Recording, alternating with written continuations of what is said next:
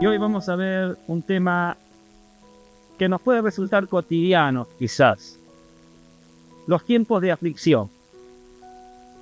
Vamos a leer en el libro de los Hechos de los Apóstoles, capítulo 12, verso 1 al 6 inicialmente. Y dice el verso 1 que en ese tiempo el rey Herodes hizo arrestar a algunos de la iglesia con el fin de maltratar. A Santiago, hermano de Juan, lo mandó a matar a espada. Al ver que esto agradaba a los judíos, procedió a prender también a Pedro. Y esto sucedió durante la fiesta de los panes sin levadura. Después de arrestarlo, lo metió en la cárcel y lo puso bajo la vigilancia de 4 grupos de 4 soldados cada uno. Tenía la intención de hacerlo comparecer en juicio público después de la Pascua. Pero mientras mantenían a Pedro en la cárcel, la iglesia oraba constantemente y fervientemente a Dios por él. La misma noche en que Herodes estaba a punto de sacar a Pedro para someterlo a juicio, éste dormía entre los soldados. Sujeto con 2 cadenas, unos guardias vigilaban la entrada de la cárcel. Ahora, quiero leerles también la versión que les acabo de recomendar, la Biblia, el mensaje. La Biblia, el mensaje, lo traduce así. Al rey Herodes entonces se le ocurrió perseguir a alguno de los miembros de la iglesia y asesinó a Jacobo, el hermano de Juan.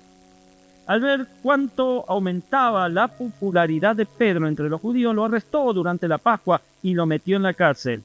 Y puso a 4 escuadrones de 4 soldados para vigilarlo. Quería lincharlo en público al concluir los festejos. Pero mientras Pedro estaba encerrado y bajo estricta vigilancia, la iglesia oraba por él con todas sus fuerzas. Entonces llegó el momento de que Herodes lo sacara para matarlo. Y aquella noche, aunque encadenado a 2 guardias, uno a cada lado, Pedro estaba durmiendo como un bebé. Había otros soldados en la puerta vigilando el lugar. Herodes era muy cuidadoso. Un detalle solo para aclarar esto. No sé si han notado el detalle de que al hermano de Juan en una traducción se le llama Santiago y en la que acabo de leer se le llama Jacobo. ¿Se dieron cuenta de eso? ¿Prestaron atención? ¿Sí o no? Bien. Gracias. Pero Jacobo y Santiago son la misma persona, por supuesto. ¿Y por qué? Bueno, esto pasa por que se reflejan distintas etapas de la evolución lingüística y traductora. Son como 2 caminos que parten del mismo origen hebreo, pero llegan a formas diferentes según la historia del idioma, según la traducción.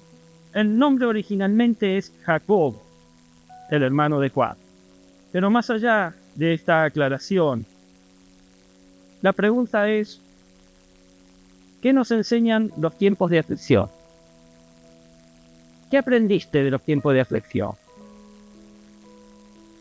Como lo he mencionado en otros mensajes, mis amados, la vida cristiana no está exenta de tiempos difíciles.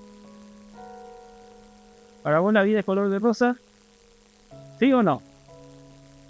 No, para nada. A veces morada, a veces negra. Y aún siendo hijos de Dios, atravesamos momentos de aflicción que muchas veces no entendemos. Atravesamos enfermedades, atravesamos problemas familiares, crisis económicas, atravesamos en algunos casos persecución o pruebas inesperadas. Y muchas veces entonces nos preguntamos, ¿por qué Dios permite esto?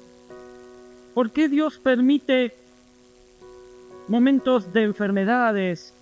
¿Por qué Dios permite problemas en la familia? Que no acabamos de solucionar uno y ya brota como un hongo otro. ¿Por qué Dios permite crisis económicas? Aunque como hemos visto en los mensajes de Julio, las crisis económicas muchas veces por nuestra mala mayordomía. Pero a veces hay crisis económicas a pesar de que somos buenos mayordomos. ¿Por qué Dios permite esto? ¿Qué propósito tiene esta aflicción? ¿Qué propósito tiene ese dolor que nos produce? ¿Qué me quiere enseñar el Señor en esta situación? Preguntas que quizás te las has hecho o no lo sé. Yo me las he preguntado varias veces. El capítulo 12 de Hechos nos muestra uno de los momentos quizás más duros de la iglesia primitiva. Herodes comienza la persecución de la iglesia. Herodes comienza a perseguir a sus líderes. Y es por eso que Jacobo, el hermano de Juan, es ejecutado a espada, dice la Biblia. Y Pedro es encarcelado con la intención también de matarlo. Y humanamente todo parecía perdido. ¿Cuántas veces nos ha parecido humanamente perdida la situación? Pero en medio de esos tiempos de crisis, Dios estaba enseñando a su pueblo lecciones que también hoy la iglesia necesita aprender. Y hoy espero que te vayas aprendiendo. Vemos que Pedro es capturado. Vemos que es llevado a la cárcel. Y hay un detalle importante en el texto. El mismo dice en el verso 4 que después de arrestarlo, Herodes lo metió en la cárcel y lo puso bajo la vigilancia de 4 grupos de 4 soldados cada uno. Y la pregunta que yo me hice al leer esto fue: ¿era necesaria tanta seguridad para un simple hombre? 4 grupos de 4 soldados, cada uno son 4 por 4, si la matemática no falla. ¿Cuánto? 16. 16 soldados romanos para la seguridad de un simple hombre. Emplear 16 soldados para el cuidado de un solo hombre parece exagerado, ¿verdad? Además, dice que Pedro estaba encadenado. Pero este detalle subraya varias cosas. Primero, subraya el miedo del poder humano.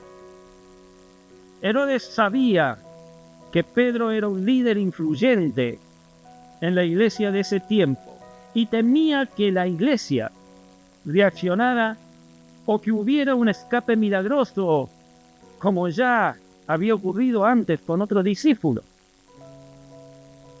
Esto subraya en segundo lugar la intención política, porque Herodes quería presentarlo en juicio público después de la Pascua. ¿Para qué? Él buscaba un espectáculo que le generara aprobación del pueblo. Y el tercer punto es el contraste espiritual. Mientras Pedro estaba encadenado, mientras él estaba vigilado por los 16 soldados, la iglesia estaba orando sin cesar. ¿Qué estaba haciendo la iglesia? Orando sin cesar. Hechos 12:5 dice que la iglesia oraba sin cesar, orando fuertemente, orando con fuerza, como lo traduce la versión Biblia El Mensaje. La seguridad humana parecía invencible, pero la oración, mis amados, de la iglesia abrió la puerta a la intervención divina.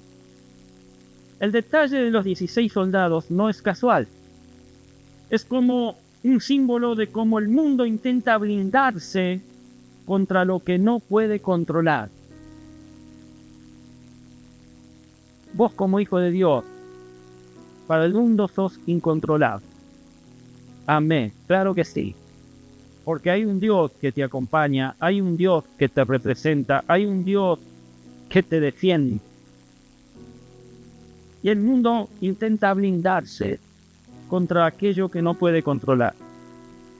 Y el relato termina mostrando que ni cadenas, ni guardias, ni puertas cerradas pueden detener el propósito de Dios. Amén. Y esto te muestra, mi hermano, te muestra, mi hermana, que cuando la vida te rodea de 4 grupos, de 4 soldados, llama a esto situaciones imposibles, llámalo opresiones, llámalo miedos, la oración perseverante abre camino a la libertad que solo Dios puede dar. Ahora, como cristianos tenemos que comprender que las aflicciones no vienen para destruir. La aflicción no viene para destruirte, mi amado. La aflicción viene para enseñarte. La aflicción viene para ayudarte a madurar espiritualmente y a crecer en fe. Cambiemos el enfoque. No veamos las aflicciones como aquello que nos detiene, que nos aplasta, que nos complica la vida, que nos atrasa. Cambiemos el enfoque. Veamos a la aflicción de la cual debemos aprender.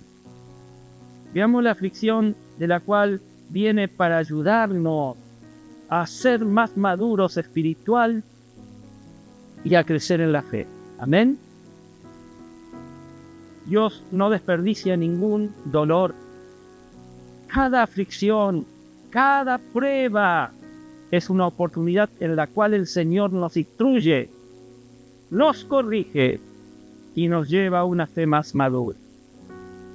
Así que no te preocupes cuando la aflicción venga sobre tu vida. Da gloria al Señor por ella. Amén. Ahora, al reflexionar en el pasaje, podemos reconocer que los tiempos de aflicción son maestros que Dios usa para enseñar las verdades espirituales, esas verdades espirituales que son muy importantes para nuestra vida espiritual.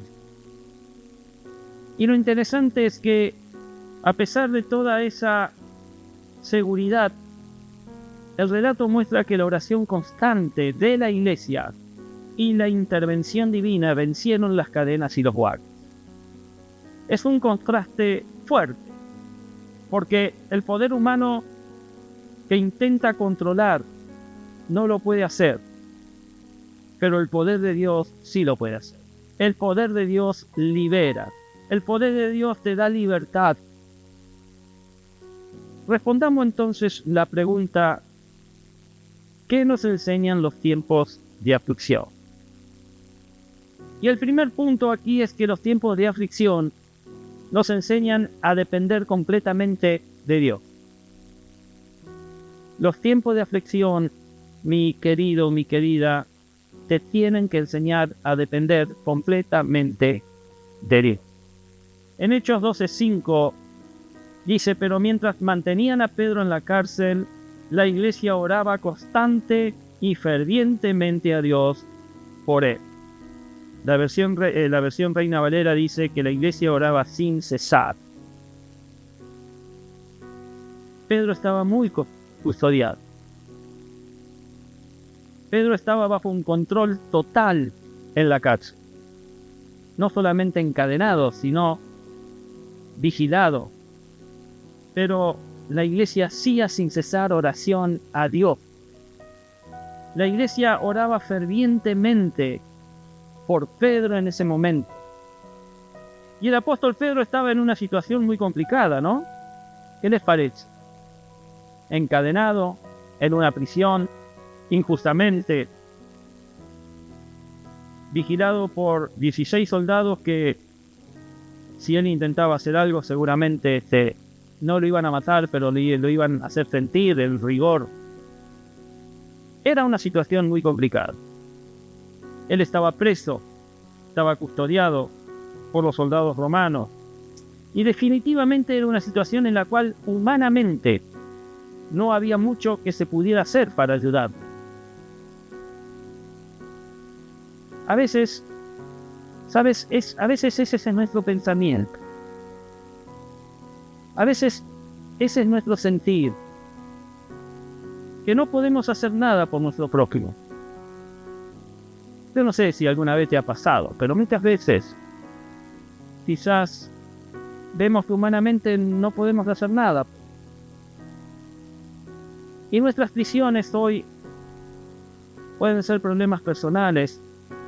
Nuestras prisiones pueden ser crisis familiares, ministeriales, celulares, donde sentimos que no hay salida. Pero, ¿sabes, iglesia? Tenés la oración como yo. Tenés la oración como yo. La oración abre las puertas, así como la iglesia clamaba por Pedro. La oración comunitaria, la oración de la iglesia perseverante, sigue siendo el medio por el cual Dios obra milagros. Y es por esto que debemos mantener la esperanza viva. La historia nos recuerda que ninguna cadena ha sido más fuerte que el poder de Dios. Y la iglesia hizo lo único y lo mejor que podía hacer. Y eso era hacer oración por él sin cesar, fervientemente. Es decir, no se rindieron por lo difícil que parecía la situación, no. Ellos decidieron depender completamente del poder de Dios. Y nada más que del poder de Dios. Y en los tiempos de aflicción que debemos enfrentar, tenemos que comprender que sin importar qué tan difícil o tan complicada parezca la situación, debemos confiar en el poder de nuestro Dios. Jeremías dice: he aquí, yo soy Jehová, Dios de toda carne, dice nuestro Señor. ¿Habrá algo que sea difícil para mí? ¿Hay algo que es difícil para el Señor? ¿Ustedes qué opinan? Saben, esto nos enseña también sobre la importancia que tiene la unidad de la iglesia para clamar juntos al Señor. Por eso es importante que vengas los miércoles, en donde hay tiempos, en donde comenzamos a orar, y la iglesia clama los unos por los otros y por las necesidades. En Santiago 5, 13 al 16 leen: ¿está afligido alguno entre ustedes? Que ore. ¿Está alguno de buen ánimo? Que cante alabanzas. ¿Está enfermo alguno de ustedes? Haga llamar a los líderes de la iglesia para que oren por él y lo unjan con aceite en el nombre del Señor. La oración de fe sanará al enfermo y el Señor lo levantará. Y si ha cometido pecado, sus pecados se le perdonarán. Por eso confiésense unos a otros sus pecados y oren unos por otros para que sean sanados. La oración del justo es poderosa y eficaz. La oración del justo, dice la Reina Valera, puede mucho. Y este es un pasaje muy rico, porque conecta la vida cotidiana, la de todos los días, la vida que vivimos cada uno de nosotros, con la práctica espiritual de la iglesia. Aquí algunos puntos claves sobre este tema. La oración en todas circunstancias. El verso 13 comienza diciendo: ¿está alguno afligido? Haga oración. ¿Está alguno alegre? Cante alabanzas. Santiago muestra que la oración no es solo para momentos de crisis. La oración es también para tiempos de gozo. La vida entera se convierte en diálogo con Dios. Así debería ser nuestra vida, en continuo diálogo con nuestro Señor. Y es por eso que la oración es la respuesta natural a cualquier estado del corazón. Y nos muestra que la iglesia es un espacio de apoyo mutuo, donde la fe se comparte, donde la fe se fortalece.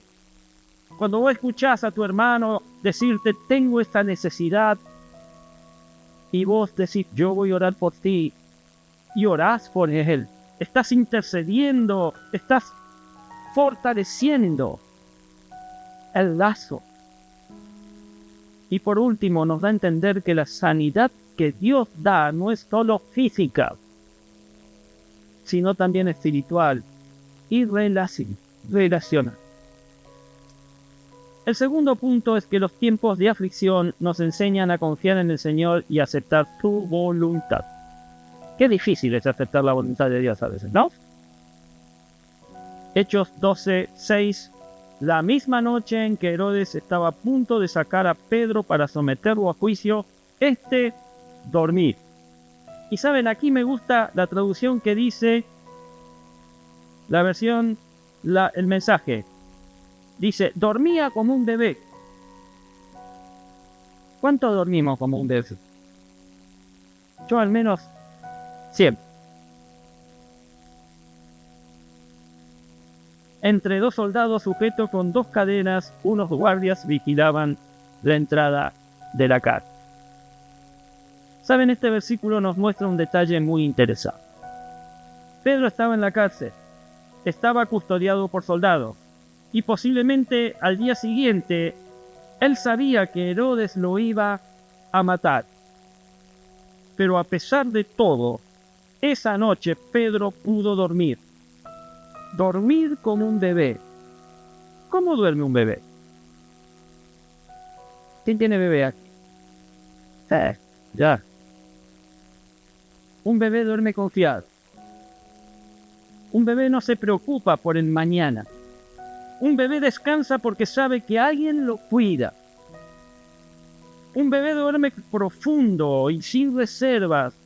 Él no calcula, no se defiende. El bebé simplemente se entrega al sueño. Un bebé duerme en paz. Aunque alrededor haya ruido, movimiento, el bebé descansa porque su seguridad no depende de sí mismo. Y quizás te preguntes, ¿pero cómo podía dormir estando en tan grande aflicción? ¿Cómo puede dormir Pedro estando en la cárcel encadenado, sabiendo que al otro día lo van a matar? ¿Sabes? La respuesta es sencilla. No te la compliques, mi amado. Pudo dormir porque confiaba en Dios. Aleluya. Él sabía que ya sea que el Señor lo liberara o permitiera que lo mataran, todo estaba bajo su voluntad. La voluntad de Dios. Yo me acosté y dormí y desperté porque Jehová me sustentaba. ¿Sabes? David tenía esa seguridad. Y lamentablemente a veces nosotros no la tenemos. Pedro podía dormir porque su confianza estaba puesta en Dios, no en las circunstancias. Aunque lo esperara la muerte, él sabía que su vida estaba en manos de su Señor. ¿Cuánto de nosotros entendemos esto? Esa paz es la misma que Pablo describe en la carta a los Filipenses en el capítulo 4, verso 7, donde dice que la paz de Dios que sobrepasa todo entendimiento guardará vuestros corazones y vuestros pensamientos en Cristo Jesús. Pero nosotros también, al igual que David y el apóstol Pedro, podemos tener paz en cualquier situación. ¿De qué manera? Confiando que todo está dentro de la voluntad de nuestro Dios. Sea para vida, sea para muerte. Está dentro de la voluntad de nuestro Dios. Es decir, que nuestra vida no depende de las decisiones de los demás. Nuestro futuro no depende de lo que otros quieran o de lo que otros digan. Tu futuro, mi hermano, está en las manos de Dios. Jehová es la porción de mi herencia y de mi copa. Tú sustentas mi suerte, dice el salmista. Y esta era la posición de David ante las aflicciones. Y también la de Pedro. Y espero que también sea la nuestra. La versión en la palabra de Dios para todos lo traduce así: Señor, tú eres mi alimento, lo único que poseo de valor y la copa de la que bebo. Mi futuro está en tus manos. Y la Biblia, el mensaje dice: mi elección era estudio, el primero y el único, y ahora descubro que yo soy tu elección. Así debe ser en nuestra vida. Como el apóstol Pablo lo expresa, sea que vivamos o que muramos, del Señor somos. Y el tercer punto y último es que los tiempos de aflicción nos enseñan que para Dios no hay situaciones imposibles de resolver. En Hechos 12, del 7 al 10, leemos: De repente apareció un ángel del Señor y una luz resplandeció en la celda. Despertó a Pedro con unas palmadas en el costado y le dijo: «Date prisa, levántate». Las cadenas cayeron de las manos de Pedro. Dijo además el ángel: «Vístete y cálzate las sandalias». Así lo hizo y el ángel añadió: «Échate la capa encima y sigue». Pedro salió tras él, pero no sabía si realmente estaba sucediendo lo que el ángel hacía. Le parecía que se trataba de una visión. Pasaron por la primera y la segunda guardia y llegaron al portón de hierro que daba a la ciudad. El portón se abrió por sí solo y salieron. Caminaron unas cuadras y de repente el ángel lo dejó solo. ¿Qué situación, mis amados? ¿Qué situación? Pedro estaba preso. Herodes se sentía victorioso y la iglesia solo podía orar. Pero mientras el pueblo de Dios oraba, ¿qué pasaba? Mientras el pueblo de Dios oraba, el Señor estaba trabajando. El Señor estaba obrando. El texto nos muestra que un ángel del Señor entró en la cárcel, una luz resplandeció en medio de la oscuridad y las cadenas cayeron de las manos de Pedro. Y las puertas de la cárcel se abrieron milagrosamente. Muchas veces en la aflicción pensamos, cuando estamos afligidos, Dios se olvidó de mí. Nos victimizamos. El Señor no está haciendo nada. Mi oración no está siendo escuchada. Pero esta historia nos enseña, iglesia, una gran verdad. Que la iglesia debe comprender. Hoy te tenés que ir de aquí con este entendimiento. Aunque nosotros no veamos nada, Dios nunca está de brazos cruzados. Y es por eso que la palabra de Dios nos recuerda allí en el Salmo 121:4, he aquí no se adormecerá ni dormirá el que guarda a Israel. Y la traducción, el mensaje dice, tu Dios guardián no se dormirá. De ninguna manera, el guardián de Israel nunca se adormecerá ni se dormirá. Mi amado, mi amada, tenés que estar seguro, muy seguro, de que cuando no ves salida, Dios ya tiene preparado el camino. Cuando pensás que las puertas están cerradas, Él tiene la llave en su mano. Las aflicciones nos enseñan a creer que el Señor está obrando. ¡Claro que sí! Aunque todavía no veamos el milagro completo. ¡Aleluya! Dale un aplauso al Señor. Te alabamos, Padre. Te alabamos, Señor. Para terminar entonces en esta noche, vemos que los tiempos de aflicción, aunque suelen ser dolorosos, nunca están fuera del control de Dios. Nunca están fuera del control de Dios. En medio de ellos, el Señor nos enseña a depender más de Él. La aflicción nos enseña a unirnos como iglesia en oración, en clamor, a confiar en su voluntad. Nos enseña a recordar que no existen imposibles para el poder del Señor. Y lo que para nosotros parece un final, para Dios es el inicio de un milagro. Y por eso, en lugar de desesperarnos, debemos aprender a mirar nuestras pruebas como oportunidades. ¿Para qué? Para crecer en fe, para conocer más profundamente a nuestro Señor. Desde ahora, iglesia, desde ahora, mi hermano, mi hermana, que cada aflicción nos acerque más a Cristo. Que cada aflicción fortalezca nuestro corazón Que cada aflicción nos permita experimentar su fidelidad de una manera real y personal, como cuerpo, como iglesia. Pero quiero terminar este mensaje contándote cuál es el epílogo de esta historia para los soldados y para Herodes. Y lo leemos en Hechos 12 del 19 y luego 21 y 21 al 23. El 19 dice que Herodes hizo averiguaciones, pero al no encontrarlo, refiriéndose a Pedro, tomó declaración a los guardias y mandó matarlos. Los decapitó. Después viajó de Judea a Cesarea y se quedó allí. Se fue de vacación. El 21 dice, el día señalado Herodes, vestido con su ropaje real y sentado en su trono, dirigió un discurso al pueblo. La gente gritaba, voz de un Dios, con D minúscula, no de hombre. Al instante un ángel del Señor lo hirió porque no le había dado la gloria a Dios, y Herodes murió comido por gusano. Triste, ¿verdad? Pero merecido castigo. Pero aquí lo importante es que la palabra de Dios seguía extendiéndose y difundiéndose, dice el verso 24. A pesar de las aflicciones, la palabra seguía extendiéndose y difundiéndose.